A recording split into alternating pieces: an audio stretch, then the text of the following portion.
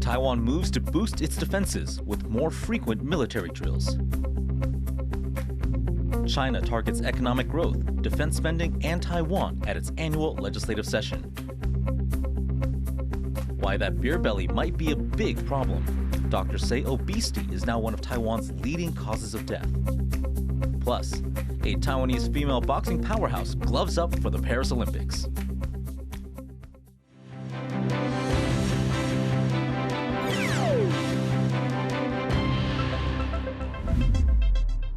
Good evening and welcome to TaiwanPlus News. I'm Eric Gao. Thanks for joining us. Taiwan is increasing the number of military drills it holds each year, part of efforts to boost the country's defense capabilities. Our reporter Jaime Ocon is following this story for us, and he joins us live from here in Taipei. Jaime, what exactly is changing with this announcement?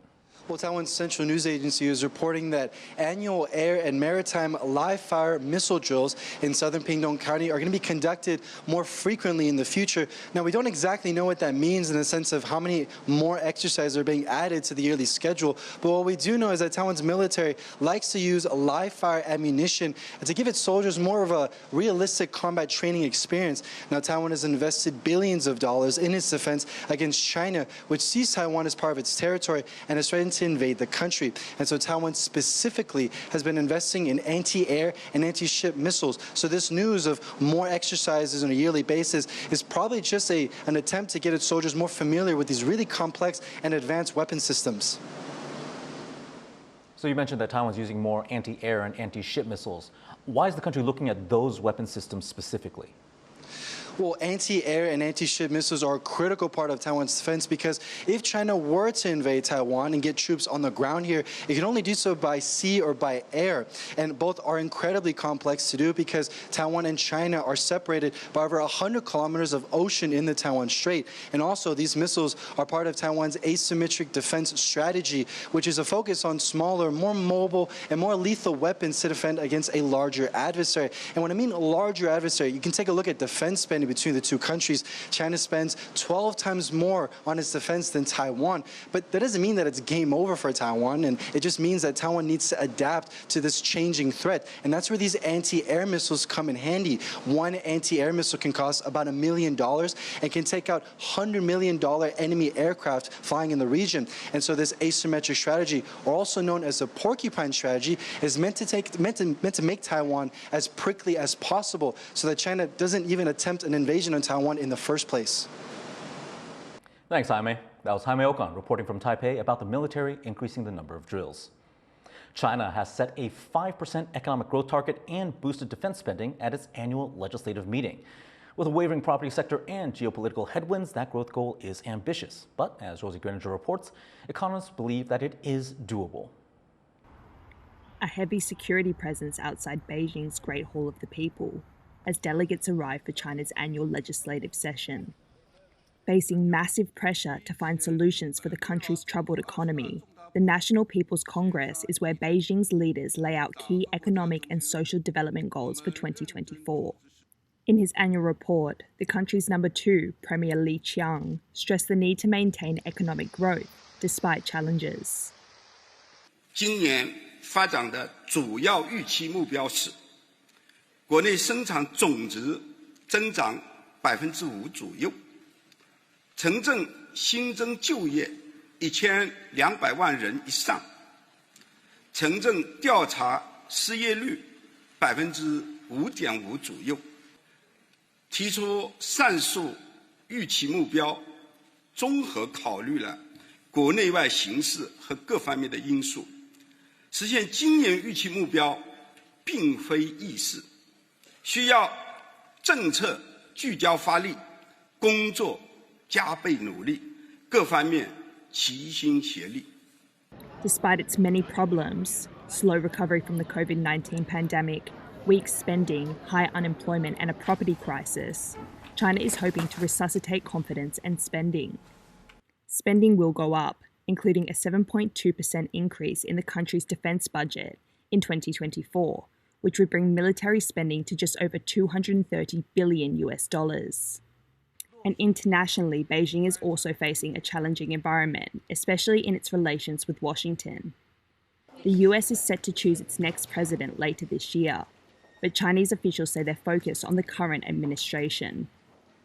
中方的态度一以贯之，就是按照习近平主席提出的相互尊重、和平共处、合作共赢三原则，推动两国关系稳定、健康、可持续发展。我们这么说，也是这么做的。希望美方遵守承诺，共同筑牢中美关系5个共同的重要支柱，把两国元首旧金山会晤达成的共识和愿景挪到实处。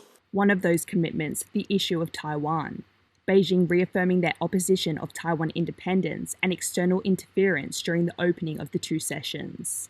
我们要坚持贯彻新时代党解决台湾问题的总体方略，坚持一个中国原则和9·2共识，坚决反对台独分裂和外来干涉，推动两岸关系和平发展，坚定不移推进祖国统一大业。 President Xi Jinping has spent the last decade consolidating power, and here in Beijing there are no signs that his position is under threat. 面对异常复杂的国际环境和艰巨繁重的改革发展稳定任务，以习近平同志为核心的党中央团结带领全国各族人民，顶住外部压力，克服内部困难。 Delegates here will now discuss government policy before voting later this week, a process that is sure to meet with no objections under China's communist system.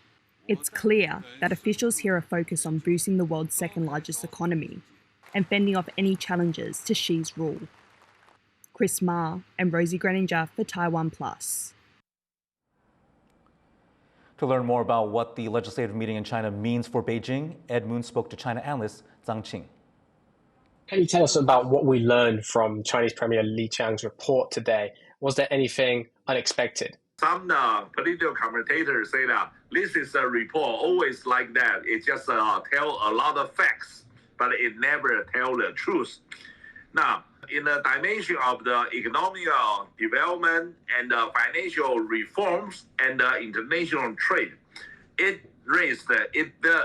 does raise a lot of challenges and a significant task they need to complete. So basically, it's quite frankly face about the difficulty they have encountered in their present economic performances.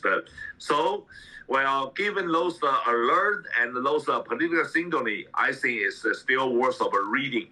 And what about Li's comments on Taiwan? Did they deviate any way from what we've seen in years past?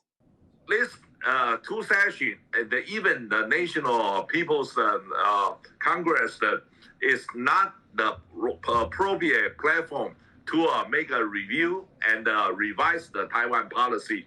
However, in the governmental working report, there is a specific one chapter will cover all the policy toward Hong Kong, Macau, and Taiwan. And after reading that, I would say there's no fresh idea because they only repeat some existing position, and there's a new fresh idea ever being released in this report. A lot of attention has been paid to the 7.2% defense budget increase for this year that China just announced today. Do you think that this is an unusually high amount? For all the general public in Taiwan, because there's a very awful cross-strait interaction in the past 8 years. So we do have some concern, you know, when they are any information regarding increasing about the defense budget or the military expenditure, we got a feeling all the people in Taiwan is they sharpen their knife again, and someday they'll use that knife toward us. But if you compare this scale, this incremental scale, 7.2%, to the overall the central government budget, the income increase is 12.13%. Given if you compare with the figure, those increment in the defense budget cannot match is the overall increment for the central government budget. So we don't need to worry too much. That was reporter Ed Moon speaking with China analyst Zang Ching. The Philippines says China caused a collision in the South China Sea. This incident took place near the disputed Second Thomas Shoal, where Filipino troops were conducting a routine resupply mission. The Philippine Coast Guard says Chinese vessels maneuvered against their vessels and then two ships collided. A Philippine ship sustained minor damage. China's Coast Guard says it was blocking Philippine vessels from intruding into their waters. Lawmakers and officials clashed in Taiwan's legislature over the title of a report on the fatal capsizing of a Chinese fishing boat back in February. They argued over wording that changes the framing of the incident and actually raises more questions about transparency. Jeremy Olivier has more. Lawmakers jostled to get their names on a speaker's list. They want a chance to grill the head of Taiwan's Ocean Affairs Council, Guan Bilin. Guan's office oversees the Coast Guard, which is under intense scrutiny over the capsizing of a Chinese speedboat near Taiwan's outlying Jinmen Islands last month. That incident left 2 Chinese fishers dead and raised questions about how the situation was handled. It's also ratcheted up tensions between Taiwan and China over Jinmen, which sits just off the Chinese coast. The latest source of controversy was a report the Coast Guard submitted to the legislature on the incident. The original title indicated a collision between the 2 ships, but before delivering the report, the Coast Guard changed the word collision to accident, reflecting its position that the speedboat overturned on its own.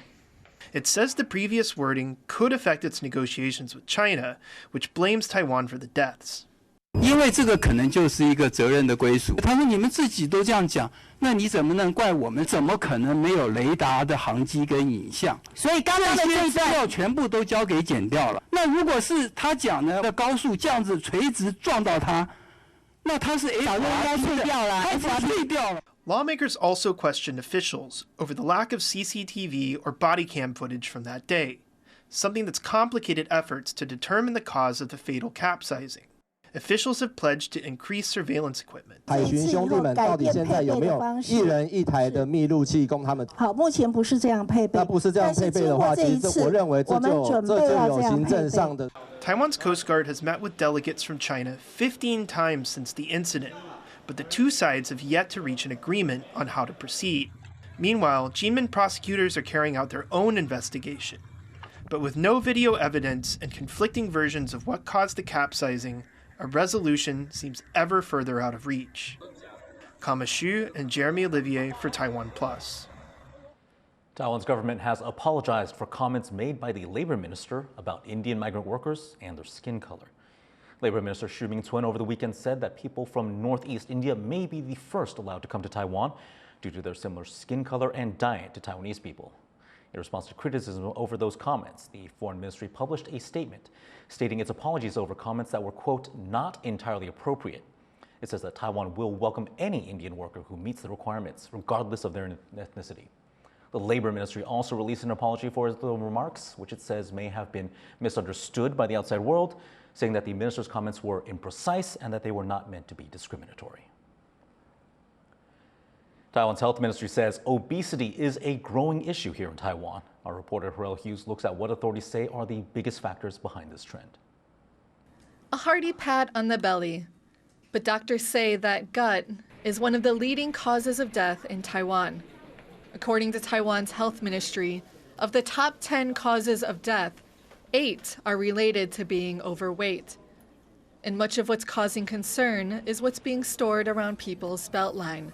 隐性的肥胖可能他是 BMI 正常，可是他的腰肚子比较大，他的腹内脂肪就是我们的内脏脂肪比较高，这一群人也是需要去做防治的。1 out of every 3 teenagers in Taiwan is overweight or obese, and children spend too much time indoors. Healthy experts say sedentary lifestyles are to blame, and healthy habits in childhood could go a long way in preventing health issues later in life. 这个跟它的荷尔蒙的代谢是相关的，那我们肥胖的产生的一些相关的荷尔蒙，可能会使得性早熟比较容易产生。But it's not just Taiwan's youth. An estimated 50% of adults are overweight or obese. And health experts say it's the same issue. Not enough movement in their daily lives. 怎么让员工在职场中透过更多的科技智慧的导入以及居家环境的设置让他们的这个运动成为一个普遍的氛围。Changing up lifestyles for all generations could be the key to ensure Taiwan's people can live healthier and longer lives. Andy Shui and Harrell Hughes for TaiwanPlus. As the 2024 Paris Olympics approach, one Taiwanese boxer is hoping to win the country's first gold medal in that sport. Bryn Thomas has her story. 28-year-old Taiwanese boxer Lin Ching trains twice a day, 6 days a week. In the run-up to the Paris Olympics, the national team athlete has devoted all her time and attention to one goal. 我就是要好好把握巴黎奥运这场比赛，那为自己、为台湾，然后拿到一个 属于我们台湾的奥运金牌。对。If she does, it'll be a first for Taiwan in the sport, and the high point in Lin's 15-year boxing career, which has seen her touch gloves over 60 times. It'll also be a major achievement for her coach. 从国中的时候，他就是我，然后一直到他就读高中啊、大学，这样一路到现在，大概我们合作了有15年的时间。 Coach Zang has watched Lin grow into the featherweight she is today. He's been there through the daily grueling humdrum of elite-level boxing training and knows what motivates her to keep running, keep sparring, and keep her hands up. 预备保持好，3个，每一拳打直。那其实教练当时就指着场馆，然后就告诉我说：“你能够想象？” 你在这个场馆这么多人、几万人、几十万人的场馆，然后在下面，在这么多人的注视下，然后打一场比赛给他们看，吗？ That inspirational challenge worked. Lin has since fought the best in the world at the 2020 Olympics in Tokyo and at the 2022 Women's Boxing Championships in Istanbul, among many others. It was winning gold at the 2023 Asian Games in Hangzhou, China, that paved her way to the Paris 2024 Olympics.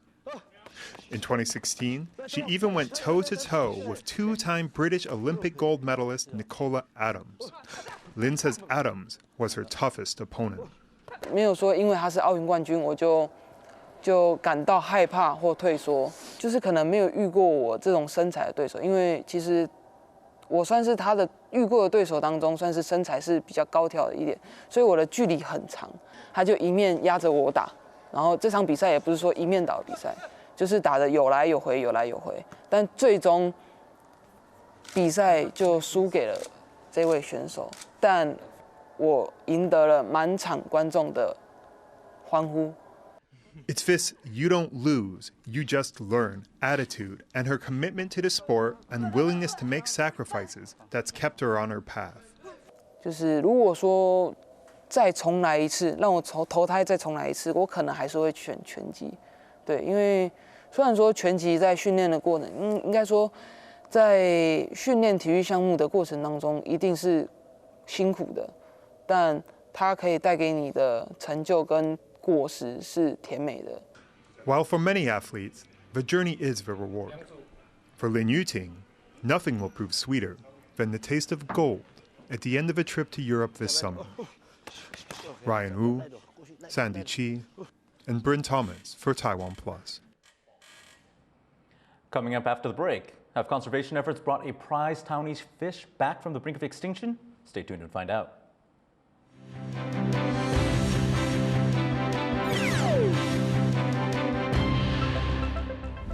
We bring you stories from Taiwan. Every day of the week. Our reporters travel the nation.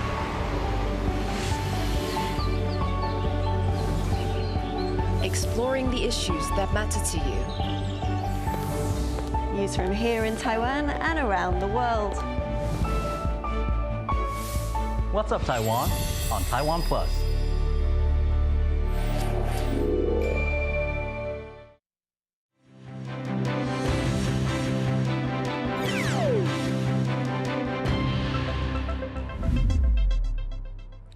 Welcome back. You're watching TaiwanPlus News. The governor of Michigan has opened the U.S. state's first trade office here in Taiwan.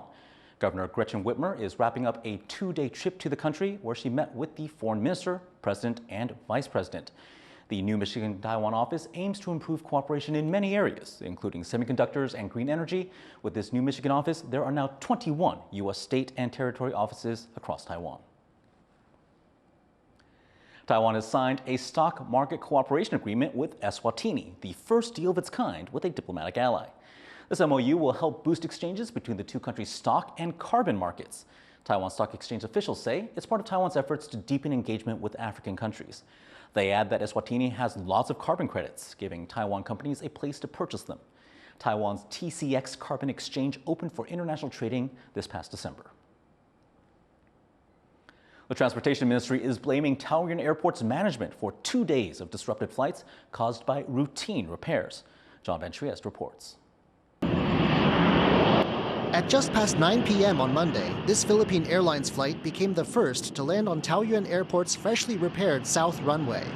After 2 days of chaos, it shows that operations at Taiwan's main international airport had returned to normal. The repairs were part of routine maintenance planned since November. But neither the airport nor officials foresaw the impact shutting down one of just 2 runways at Taiwan's largest airport would have. Inside the airport, passengers waited for hours as hundreds of flights were delayed.